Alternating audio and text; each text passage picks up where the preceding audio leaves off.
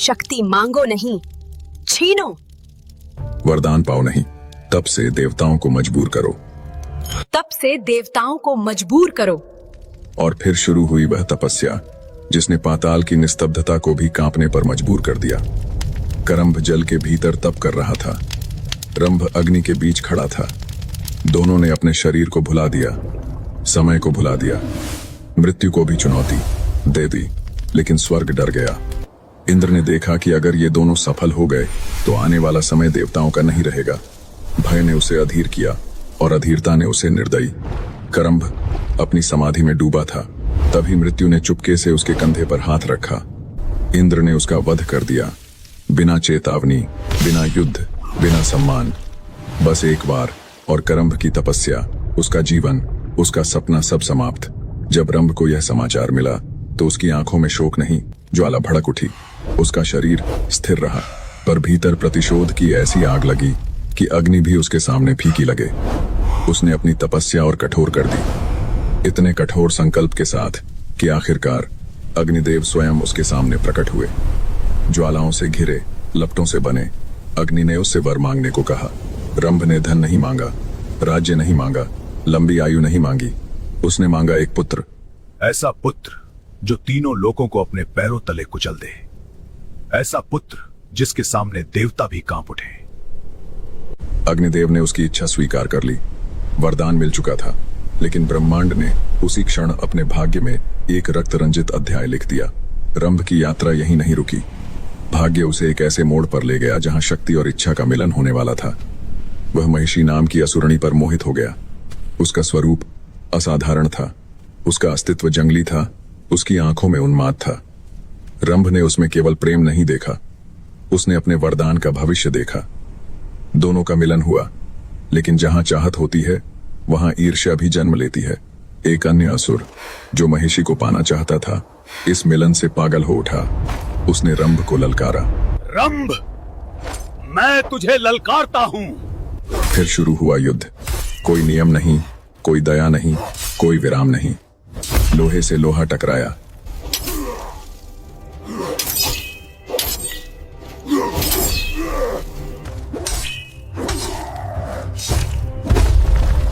मांस फटा, अस्थियां टूटी, गर्जनाएं गूंजी, और अंत में रंभ भूमि पर गिरा, लहूलुहान, टूटा हुआ, पराजित।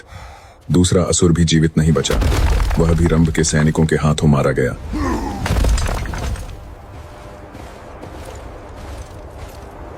युद्ध समाप्त हुआ, लेकिन उससे भी भयानक कुछ जन्म लेने वाला था। रंभ का शव श्मशान में रखा गया। अग्नि जल उठी। महिषी उस दृश्य को देखकर पागल हो चुकी थी। शोक, क्रोध, प्रेम और पागलपन जब एक ही हृदय में भर जाते हैं, तब वह साधारण नहीं रहता, वह अभिशाप बन जाता है। महिषी ने बिना एक पल गंवाए जलती चिता में छलांग लगा दी, और उसी क्षण अग्नि ने केवल शरीर नहीं जलाया, उसने भाग्य को जन्म दिया। लपटों के बीच से दो भयावह शक्तियां प्रकट हुईं। एक था रक्त बीज, रक्त से जन्मा, रक्त से पलने वाला, रक्त से फैलने वाला आतंक, और दूसरा था महिषासुर, आधा असुर आधा महिष, विशाल, क्रूर, असीम शक्ति से भरा, और जन्म लेते ही हिंसा की गंध पहचान लेने वाला। उसके फेफड़ों से निकली पहली सांस मानो युद्ध की घोषणा थी। उसकी पहली गर्जना ने पाताल की छतें हिला दी। महिषासुर ने बचपन नहीं जिया, उसने केवल बढ़ना सीखा, कुचलना सीखा, जीतना सीखा। उसका शरीर दिन प्रतिदिन विशाल होता गया, उसका क्रोध तलवार की तरह पैना होता गया। उसने असुर कुल के एक एक योद्धा को युद्ध में हराया, जो झुका नहीं, मारा गया।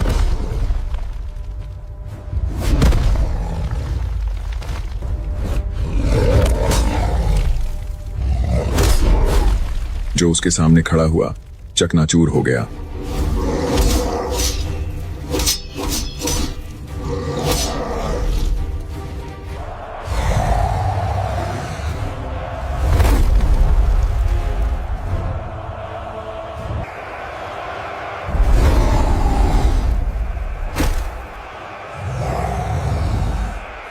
और जल्द ही वह असुरों का निर्विवाद राजा बन गया।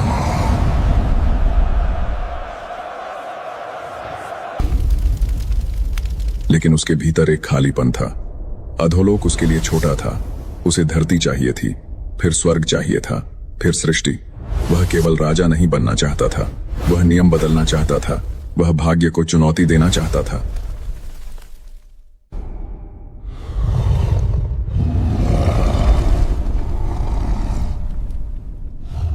फिर एक दिन उसे एहसास हुआ, केवल बल काफी नहीं है, अमृता के बिना सत्ता अधूरी है।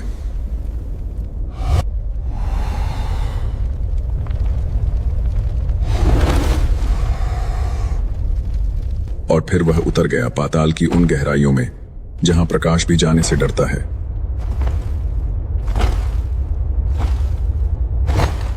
वहां उसने भगवान ब्रह्मा को प्रसन्न करने के लिए तपस्या आरंभ की।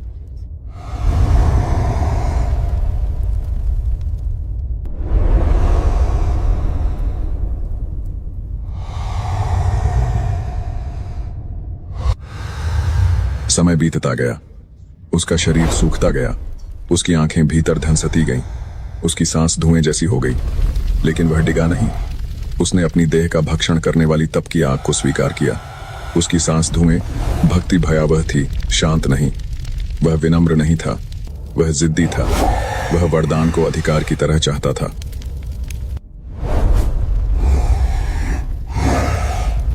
अंततः ब्रह्मा प्रकट हुए, 4 मुखों से एक साथ गूंजती दिव्य ध्वनि, और उनके सामने झुका महिषासुर। उसकी आंखों में भक्ति नहीं थी, चालाकी थी। उसने अमरता मांगी। मुझे अमरता चाहिए, ये नियमों के विरुद्ध है।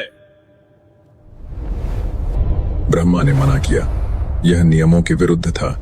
तब महिषासुर मुस्कुराया। उसकी मुस्कान में वही घमंड था जो बाद में उसके अंत का कारण बनना था। उसने कहा, तो ऐसा वर दो कि कोई देवता, कोई पुरुष, यहां तक कि त्रिमूर्ति भी मेरा वध न कर सके।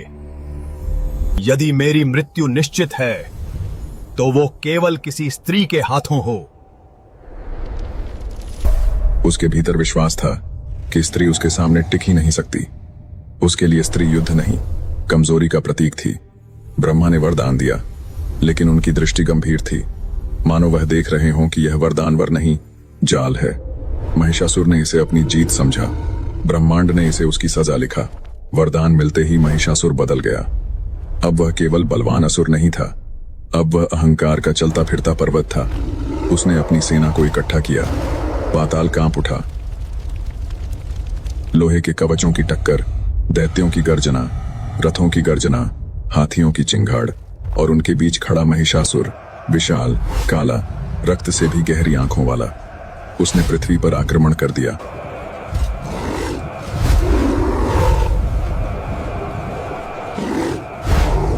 राज्य गिरते गए, नगर जले, नदियां लाशों से भर गईं, मंदिर तोड़े गए, राजाओं के सिर किलों की दीवारों पर टांगे गए। मनुष्य उसकी सेना के लिए केवल संख्या बन गए। जहां उसका रथ गुजरता वहां धूल नहीं, राख उठती।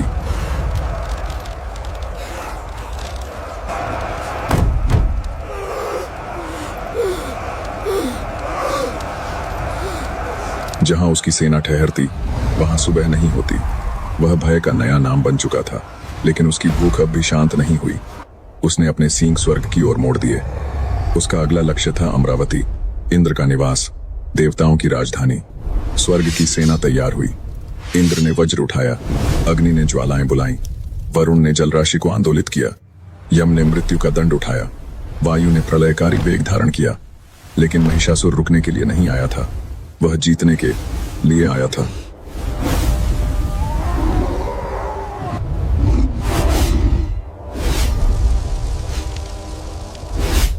युद्ध छिड़ा। एक दिन नहीं, एक वर्ष नहीं, 100 वर्षों तक स्वर्ग की भूमि पर बिजली गिरी।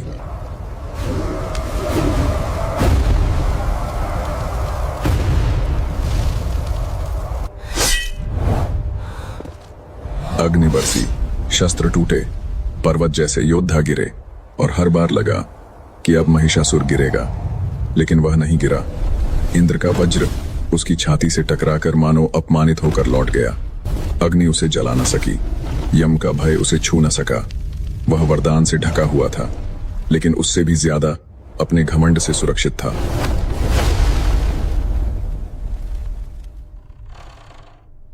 एक एक कर देवता पीछे हटने लगे। उनके रथ टूट गए, उनके ध्वज गिर गए, उनके अस्त्र बिखर गए।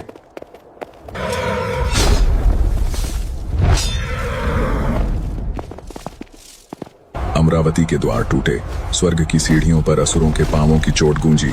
देवताओं को उनके ही लोक से बाहर फेंक दिया गया।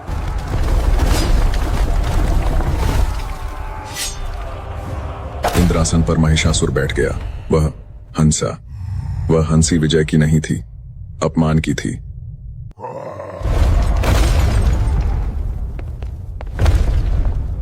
उसने देवताओं के सिंहासन, महलों, उद्यानों, सभाओं, सबको अपने अधिकार में ले लिया। देवता भटकने लगे। जिनके चरणों पर कभी संसार झुकता था, वे अब पृथ्वी पर शरण ढूंढ रहे थे। उनके चेहरे पर चोट थी, उनकी वाणी में पराजय थी। तब वे ब्रह्मा के पास गए। ब्रह्मा उन्हें लेकर विष्णु और शिव के सम्मुख पहुंचे। वहां देवताओं ने अपनी व्यथा सुनाई। अमरावती छिन चुकी थी, धर्म पराजित था, असुरों का आतंक तीनों लोकों में फैल चुका था। विष्णु शांत थे, पर उनकी आंखों में एक तीखी चमक थी। शिव स्थिर थे, पर उनकी जटाओं में दबा क्रोध धधक रहा था। ब्रह्मा मौन थे, क्योंकि वह जानते थे कि यह संकट उन्हीं के दिए वरदान से जन्मा है। देवताओं की पुकार समाप्त हुई, और फिर आया वह क्षण जिसने इतिहास बदल दिया। विष्णु के चेहरे पर क्रोध चमका। उनके शरीर से एक तेजस्वी अग्नि किरण निकली। शिव के मस्तक से प्रचंड प्रकाश फूटा। ब्रह्मा के चारों मुखों से दिव्य तेज उमड़ पड़ा। इंद्र, अग्नि, यम, वरुण, वायु, कुबेर, सूर्य, चंद्र, पृथ्वी, संध्या, सभी देवताओं ने अपनी अपनी शक्ति त्याग दी।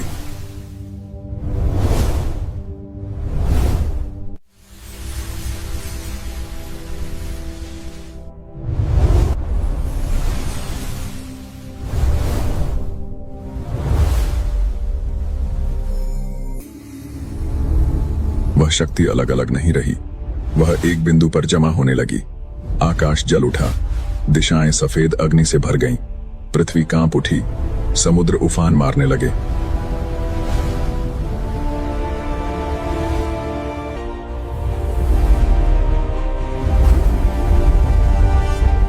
पर्वतों की चोटियां टूटने लगी, और फिर उस तेज के मध्य एक आकृति बनने लगी। पहले मुख बना, शिव के क्रोध और करुणा का सम्मिलित चेहरा। फिर 10 भुजाएं फूटी, विष्णु की अजेय शक्ति से भरी हुई।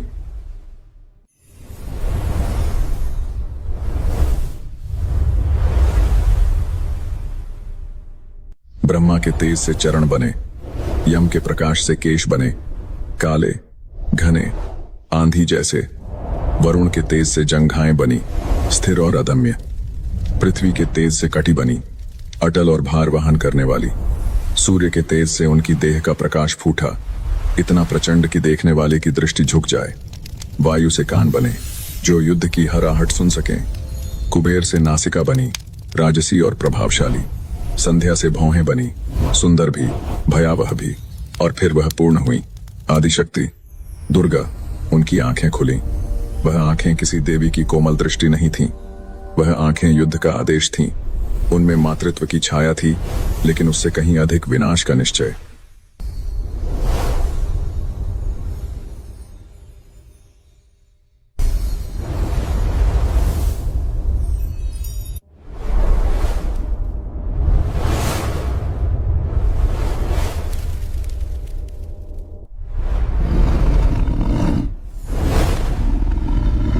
उनके प्रकट होते ही सिंह की गर्जना गूंजी।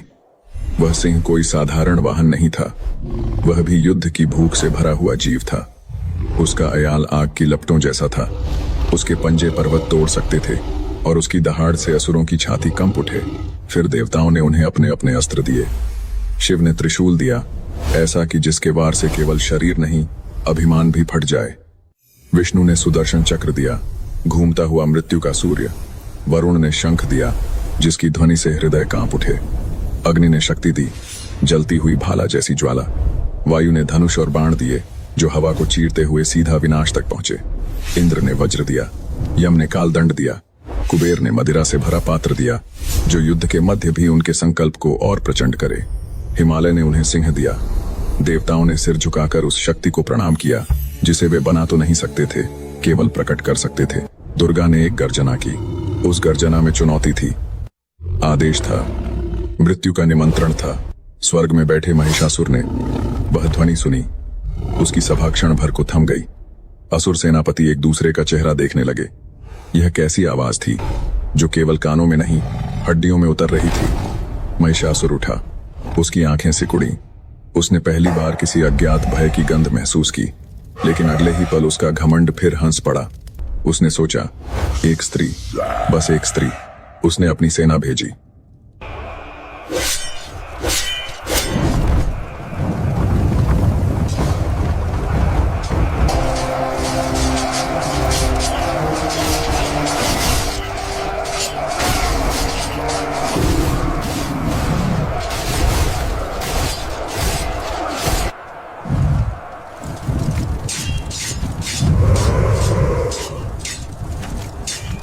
असंख्य असुर, रथों की पंक्तियां, विशाल गजराज, दैत्य घोड़े, लोहे में लिपटे योद्धा, रक्त पीने वाले नरभक्षी सैनिक और उनके पीछे विनाश का काला समुद्र।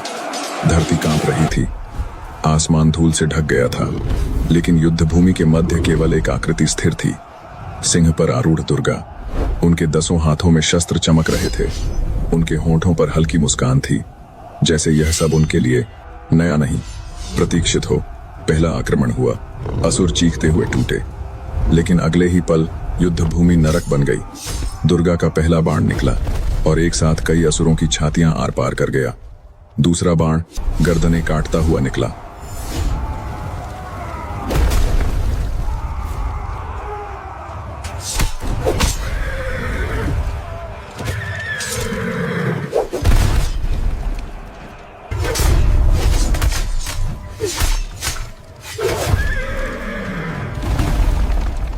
फिर उनकी तलवार चमकी, एक बार और एक दैत्य का सिर हवा में घूमता हुआ दूर जा गिरा। फिर दूसरा बार, किसी का कंधा, किसी का हाथ, किसी की कमर, सब अलग।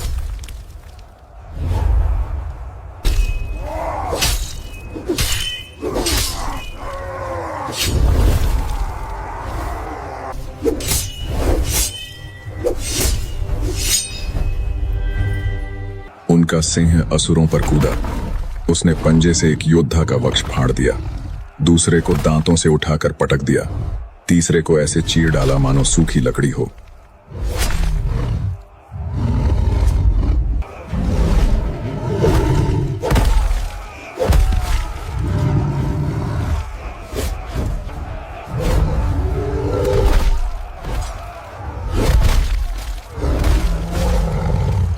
असुरों की पंक्तियां टूटने लगीं, उनके कवच फटने लगे, घोड़े तड़पने लगे, हाथियों की चीखें गूंजने लगीं, धरती पर रक्त की नदियां बहने लगीं। दुर्गा के हर हाथ का अपना युद्ध था। एक हाथ से वह बाण चला रही थीं, दूसरे से तलवार, तीसरे से गदा, चौथे से शक्ति, पांचवें से त्रिशूल। कोई भी उनके निकट आकर जीवित नहीं लौट रहा था।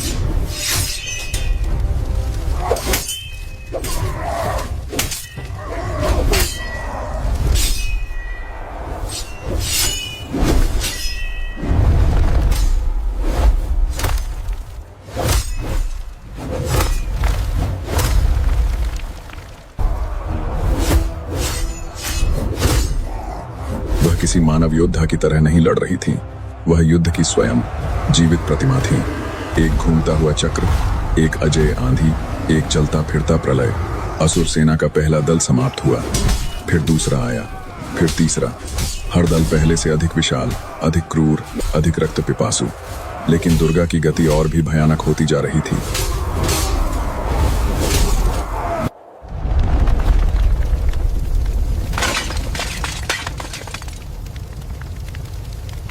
उनके चारों ओर शवों के पहाड़ बनने लगे, टूटी ढालें, कटे मस्तक, बिखरे अंग, टूटे रथ, जलते ध्वज और बीच में रक्त से भीगी युद्ध भूमि पर खड़ी वह देवी जिनकी आंखें अभी भी शांत थीं।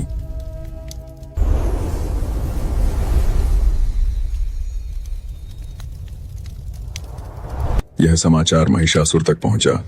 उसकी सेना टूट रही थी, उसके सेनापति मारे जा रहे थे। उसने क्रोध में अपना सिंहासन तोड़ डाला। उसकी दहाड़ से सभा के स्तंभ हिल गए। वह स्वयं युद्ध भूमि की ओर बढ़ा।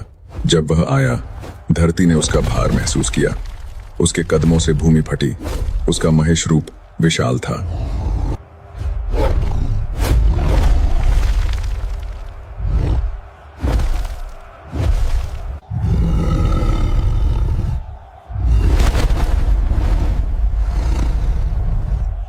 उसके सींग पर्वत जैसे, उसकी आंखें अंगारों जैसी, उसकी सांस धुएं जैसी और उसकी गर्जना से हवा तक फटती हुई प्रतीत हो रही थी।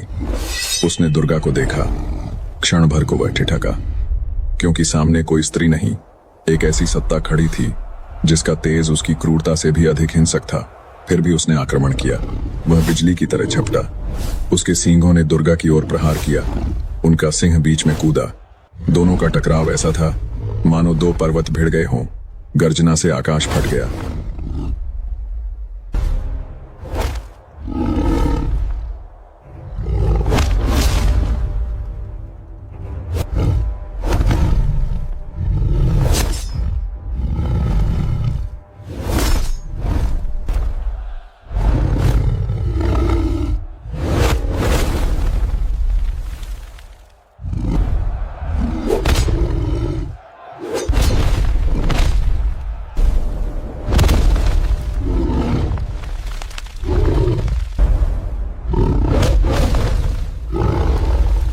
महिषासुर ने अपने खुरों से भूमि रौंद दी। उसने दुर्गा को गिराने की कोशिश की, लेकिन दुर्गा ने उसके माथे पर गदा दे मारी। उसका सिर झटका खाकर पीछे गया।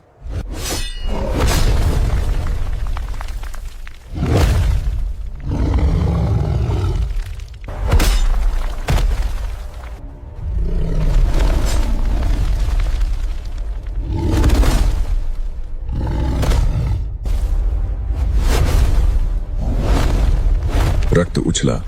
वह और उग्र हो उठा। उसने अपना रूप बदला।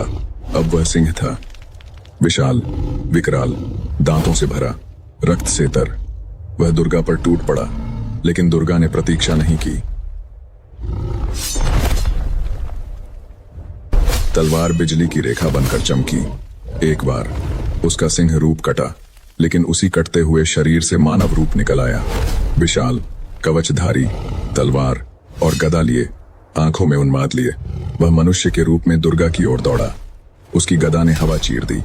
उनके सिंह पर वार किया।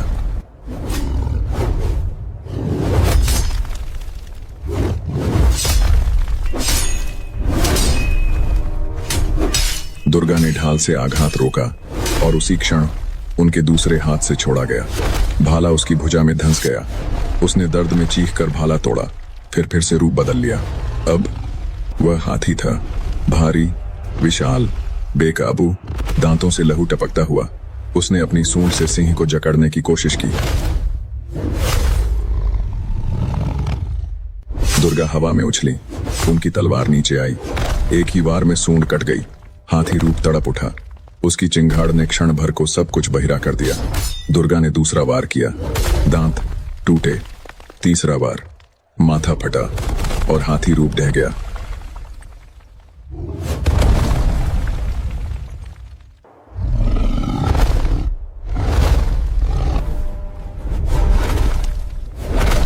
लेकिन महिषासुर अभी समाप्त नहीं हुआ था। वह फिर अपने मूल महेश रूप में लौट आया। अब वह और भी विकराल था। उसके शरीर से धुआं उठ रहा था। वह पागल हो चुका था।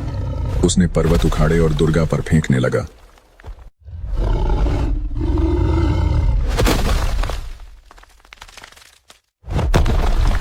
विशाल शिलाएं आकाश चीरती हुई आईं। दुर्गा ने कुबेर का पात्र उठाया, एक घूंट लिया और उनकी आंखों में युद्ध का और भी उग्र प्रकाश भर उठा। उन्होंने एक के बाद एक बाण छोड़े। वे शिलाएं हवा में ही चूर चूर हो गईं।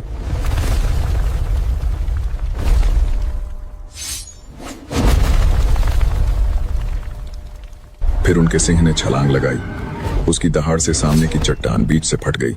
दुर्गा आगे बढ़ी। अब यह युद्ध नहीं रहा, यह शिकार था और शिकारी स्पष्ट था।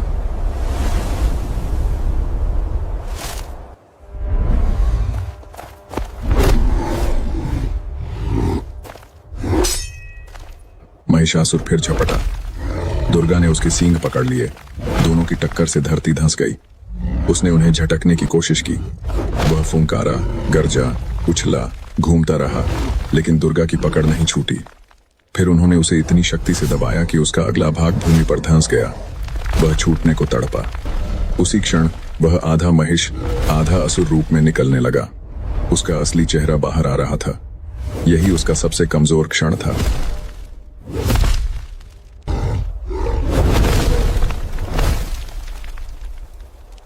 दुर्गा ने अवसर नहीं छोड़ा। उन्होंने अपना चरण उसकी गर्दन पर रख दिया। वह छटपटाया। धरती हिली। उसने पूरी ताकत से उठने की कोशिश की।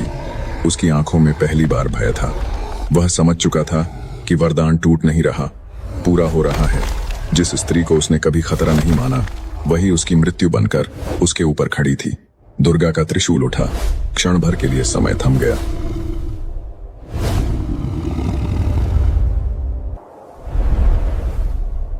फिर त्रिशूल उसकी छाती में उतरा। आकाश गरजा, रक्त फूटा। महिषासुर की चीख तीनों लोकों में गूंजी। वह चीख केवल दर्द की नहीं थी, वह उसके घमंड के टूटने की आवाज थी। उसके बाद दुर्गा ने तलवार उठाई और एक ही प्रज्वलित वार में उसका सिर धड़ से अलग कर दिया। विशाल मस्तक लुढ़कता हुआ रक्त की नदी में जा गिरा। उसका शरीर कांपा, तड़पा और फिर निस्तब्ध हो गया। युद्ध समाप्त। मौन छा गया।